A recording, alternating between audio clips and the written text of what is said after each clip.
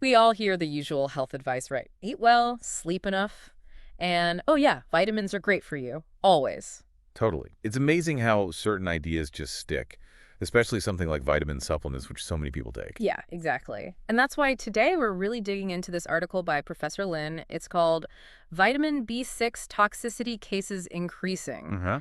Our plan is to unpack this growing issue with vitamin B6, tackle a really persistent myth about water-soluble vitamins head on. And really stress how important it is to think critically about health stuff you read online or wherever. So let's jump right in. There's this common belief, you probably heard it, B vitamins are water-soluble, so you can't really overdose. Right. The idea is your body just gets rid of any excess.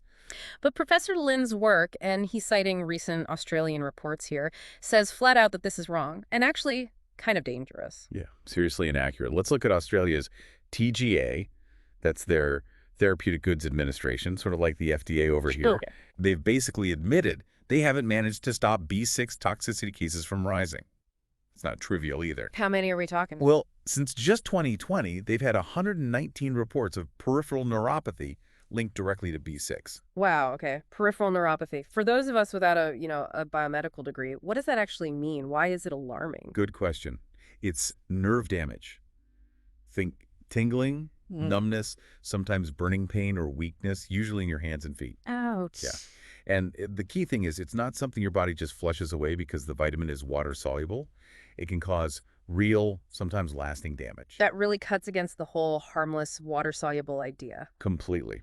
And there's this clinical pathologist in Australia, David Kanowski. His clinic tests B6 levels. He's seen a huge jump in tests, doubled to over 10,000 a month since January. 10,000 a month? That's a lot. It is. And the results are worrying. Yeah. While 4.5% showed levels very likely to cause neuropathy, another 25% were in the zone where symptoms could possibly develop. So nearly a third of those tests showed potentially risky levels. Pretty much. It's just like that wellness thinking of if a little is good, a lot must be amazing. Yeah, but with supplements, that can backfire badly. Exactly.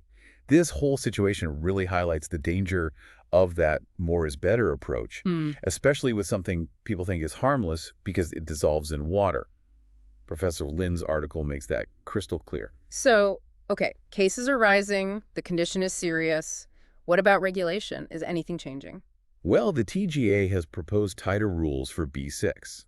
They're even thinking about moving high doses behind the pharmacy counter. That sounds sensible. When does that happen? Here's the catch. Not until February 2027. 2027, that seems really far off. Yeah, pharmacists like Caroline Diamantis are quite concerned, saying it's way too slow. Why the delay? Professor Langer from the TGA points to, the complexities. Manufacturers need time to change formulas. There are legislative hoops to jump through. But still, 2027, it really shows how slow official bodies can sometimes be, doesn't it? Especially with something available over the counter right now. It definitely highlights that gap between identifying a public health issue and actually implementing changes. So bringing this all together, what's the big message for people listening to this deep dive?